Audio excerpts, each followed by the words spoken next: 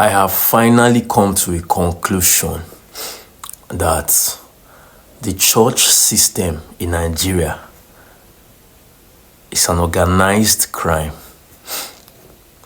I don't know about any other place in the world, though.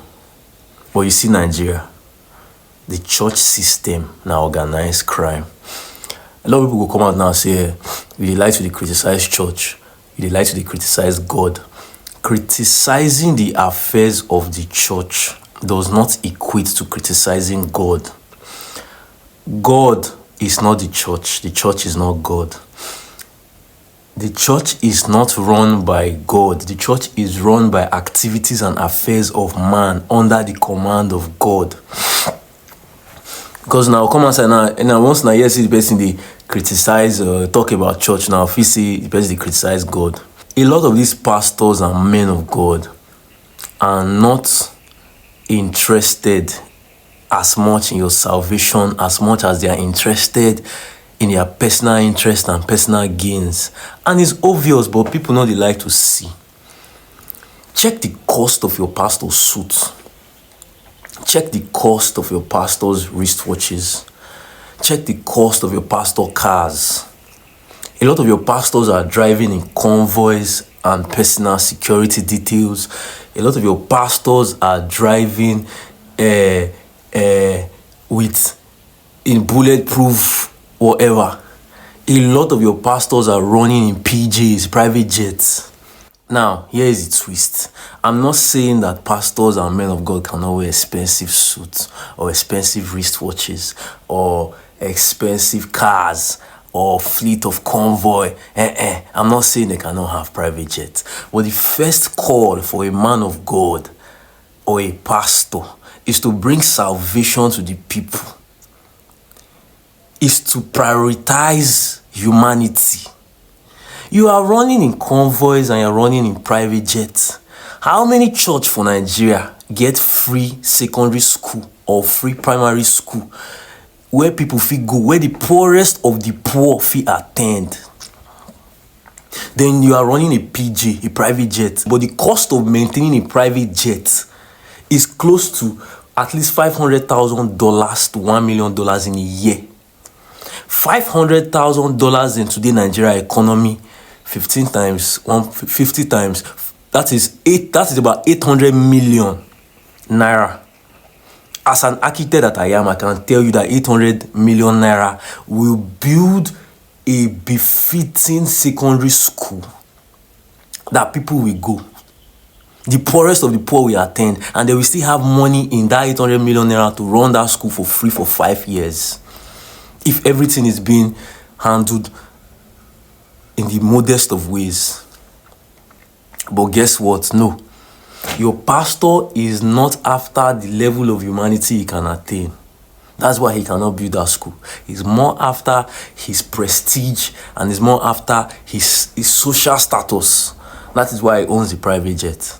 These are people that are supposed to be living a life of simplicity and chastity.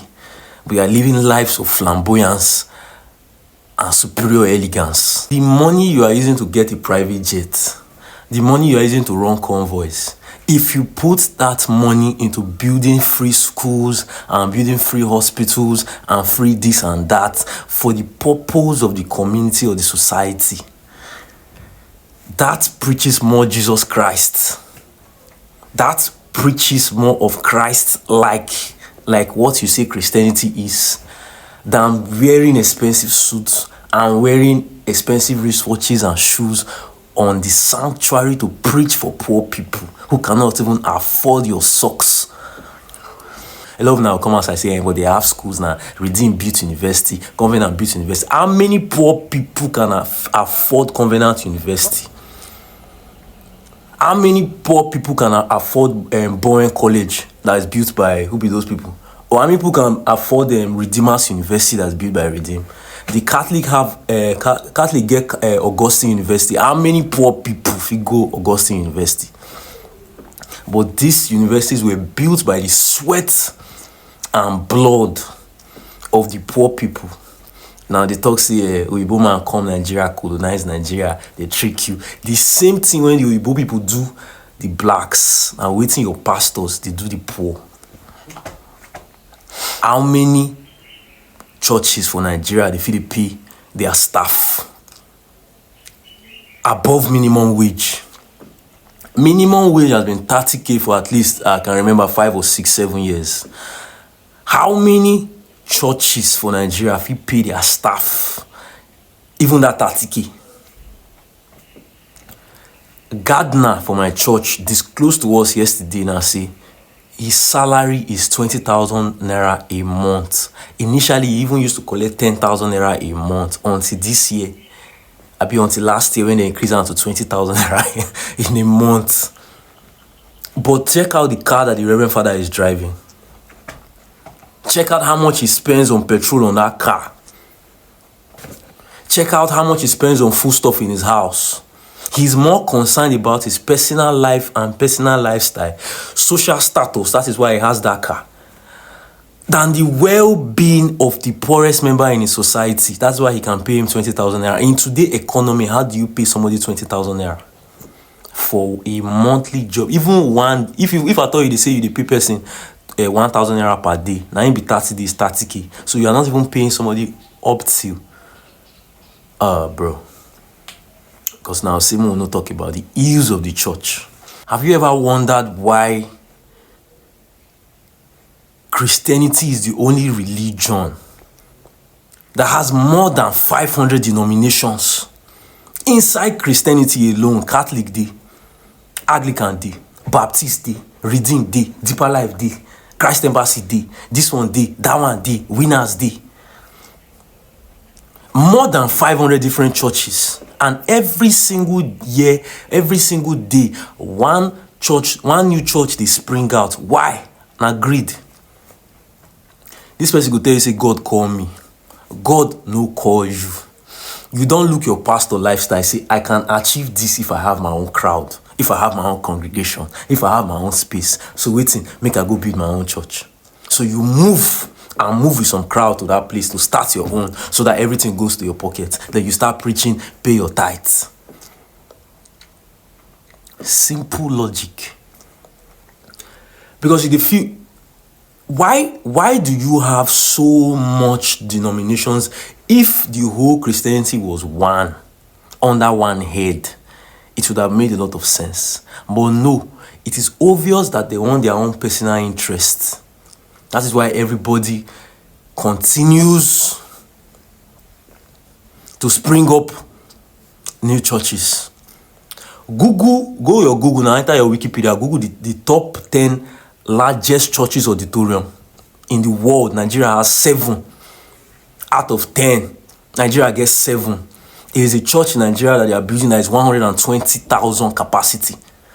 There's another one in Abuja that is 100,000 capacity. That's Dunamis. There's another one that is about 80,000.